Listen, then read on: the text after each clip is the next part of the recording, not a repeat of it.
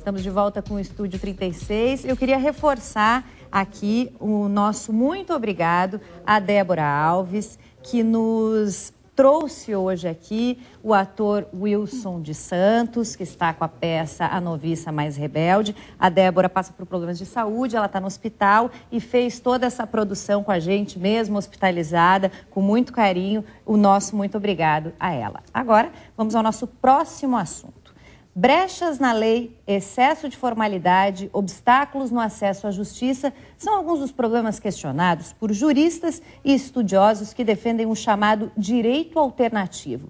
Vamos conhecer que proposta é essa que está sendo debatida num congresso internacional em Florianópolis. Conosco no estúdio, o professor de Direito e conferencista Pietro Della Nova.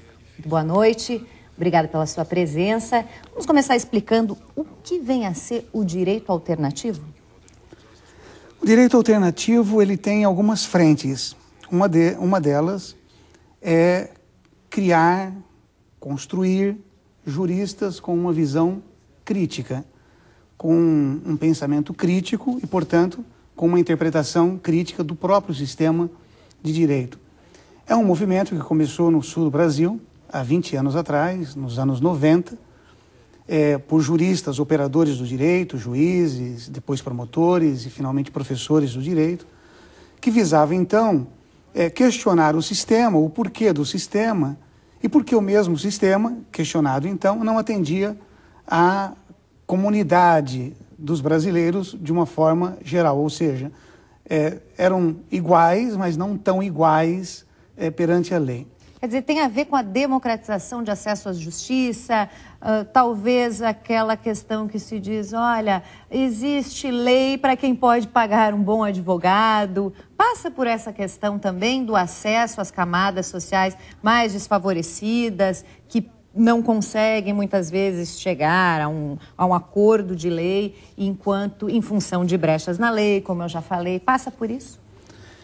Passa por isso, passa pela democratização. Se nós pensarmos em democracia a partir de uma frase de um poeta do sul do Brasil, Mário Quintana, a meu ver, o maior dos poetas brasileiros, que merece todas as honras e lembranças sempre.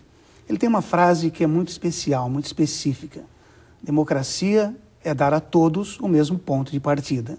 Se nós pensarmos em democracia, então, a partir do poeta, e uma das formas alternativas do direito é pensar o direito por outros caminhos que não seja o da norma jurídica, o da formalidade jurídica, e um dos caminhos, então, é a poesia, é a literatura, é a antropologia, é o direito dentro da história, é o porquê de uma lei.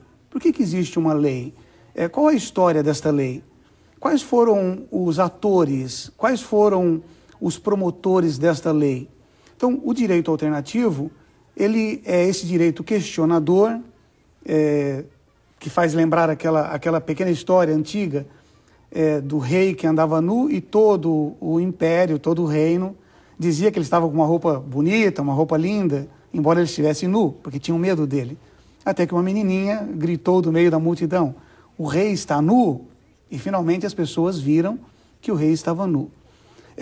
O direito alternativo é esse direito, então, que vai questionar o próprio sistema. Por quê? Porque a história do direito brasileiro não é uma história de direito democrático. O Brasil, em tese, começaria em 1822, com a chamada independência do Brasil, mas ele não tem sequer uma Constituição em 1822. A Constituição só vai acontecer em 1824, imposta por Dom Pedro I. É uma Constituição que dá, digamos, a cara do Brasil, é outorgada, portanto, imposta, e a partir de então há uma criação de direito que atende a uma pequena camada da sociedade, a camada dos latifundiários, a camada dos empresários, hoje os bancos, por exemplo. A Constituição de 88 não vem para colocar todo mundo no mesmo nível? A Constituição vem, mas a Constituição ela já começa com algumas falhas, embora ela seja uma Constituição democrática. Por exemplo, que falhas? Por exemplo, ela desconsidera que existam pessoas na sociedade que não sejam religiosas, que preferem ser ateus. Bom, ela aí começa... entra a velha discussão do Estado laico, cheio de símbolos religiosos. Por exemplo... O Estado e o direito devem ser laicos. O direito deve ser laico. O que nós perguntamos no direito e o que deveríamos ensinar nas salas de aula não é se alguma coisa é religiosa ou irreligiosa, mas se é justa. Se é justa para todas as pessoas daquela sociedade, uma vez que todos pagam impostos e, portanto, o direito deve tutelar a todos. Então, essa Constituição, embora muito democrática, ela começa no seu preâmbulo invocando Deus. Então, em nome de Deus, nos reunimos aqui. Ou seja, ela já não é, então, uma Constituição para os ateus, que pagam impostos. É uma Constituição que não traz, naquele momento histórico, embora seja ainda democrática, todos os direitos civis de todas as pessoas. Esses direitos deveriam partir desse pressuposto: eu pago imposto, eu mereço? Não necessariamente. É só uma forma mais enfática de dizer. Por que todos são chamados a contribuir, a colaborar, mas não é dada tutela jurisdicional a todos, uma vez que a tutela jurisdicional é do mesmo Estado. Se eu tenho essas obrigações, por que não tenho também os mesmos direitos, né? Na verdade, eu tenho os direitos. O que eu não tenho é o direito reconhecido, porque o direito não tem que ser dado, o direito tem que ser apenas reconhecido. Ao longo de 90, por exemplo, dos anos 90 para cá, por conta desse movimento alternativo, muitas pessoas tiveram o direito reconhecido, o direito tutelado. Por exemplo, a união estável, que criava uma situação constrangedora para a mulher que vivia com um determinado homem, casado, por exemplo. Ela não tinha a proteção desta relação. Se essa relação terminasse, ela não sairia com nada, com nenhum bem, porque não havia um direito tutelando essa relação que chama hoje união estável. E aí tivemos uma evolução a ponto da união estável ter sido reconhecida pelo Supremo para relações homoafetivas e agora, inclusive, também o casamento civil, né? São evoluções. São evoluções e, neste caso, do exemplo que você citou, da homoafetividade, a extensão dos direitos civis aos homoafetivos é de base de direito alternativo, porque não está na lei.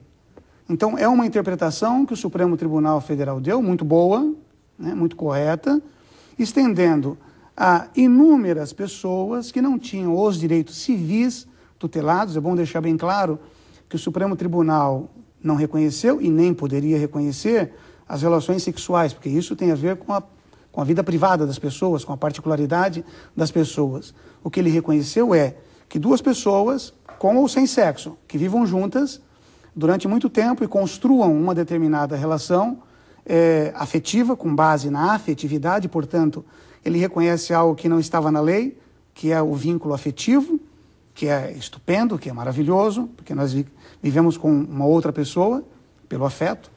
Então ele reconhece que há um vínculo afetivo e reconhece que essas pessoas estão para além da norma jurídica infraconstitucional. Por exemplo, o Código Civil não dá aos homoafetivos os direitos civis, mas o Supremo reconheceu esses direitos a partir da união estável, que já tinha sido uma conquista do direito alternativo. Agora, o direito alternativo, ele vem como uma alternativa exatamente àquele advogado, por exemplo, no tribunal, que recorre ao texto da lei e diz, mas isso aqui está na lei.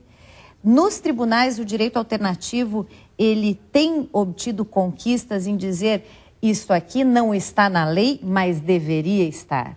Por exemplo, nesse caso, retomemos uma questão muito básica, que é a questão do divórcio, que causou também grande constrangimento a N pessoas. O divórcio foi obstaculizado, foi impedido por força de grupos religiosos, que encontram no casamento determinados dogmas de religiões específicas. Mas o Brasil é um país plural, um país com grupos diferentes, com ou sem religião. O divórcio, ele aparece para o estudante do direito e depois para o operador como uma ação, como se fosse uma ação de divórcio. Então, tanto os juristas quanto os estudantes imaginam o divórcio a partir de um processo, de um instrumento. O que faz o direito alternativo? Ele diz assim, não, o divórcio não é um direito do processo, é um direito substantivo. É o mesmo direito que tem a pessoa de se casar com alguém, de ficar com alguém e de depois não querer ficar com essa mesma pessoa. Então, o direito alternativo coloca determinados institutos no seu lugar. Antes de ser uma tutela jurisdicional, é um direito substantivo de cada um, de estar com alguém e de não estar com esse mesmo alguém quando a relação afetiva finalmente termina. Tá certo. Então, é a questão da interpretação. Para isso, o jurista alternativo, ou o jurista do direito alternativo, ele tem que ter uma formação que não é uma formação dogmática, a formação da repetição das leis, é uma formação crítica. Reflexiva. Reflexiva. Ele está diante de aprimorar as leis. De aprimorar a partir de uma interpretação que leve em consideração outros setores e outros estudos, como, por exemplo, antropologia, filosofia, psicologia, história, religião e assim por diante. Quando ele é formado a partir destas disciplinas, ele vai enfrentar a lei e dar a ela a sua devida interpretação. Uma visão multidisciplinar, né? Uma visão, eu diria até mais, uma visão interdisciplinar. Uma visão que congrega... nós temos uma lei, tudo bem, essa lei não caiu do céu. No direito comum, no direito clássico, no direito normativo, essa lei é dada de forma retilínea. Então existe um pai, alguém que dá a lei. Nesse caso, digamos, o Congresso. No direito alternativo, esse direito é construído. É construído a partir das salas de aula, a partir dos debates, a partir da construção de um saber e da possibilitação de um saber para o aluno. Então, não é um direito que é dado, é um direito construído. Ok, quero agradecer muito a presença do professor Pietro Delova, que participa do Congresso Internacional de Direito Alternativo, que ocorre até o dia 29 de outubro no CESUSC. Muito obrigado pela sua presença.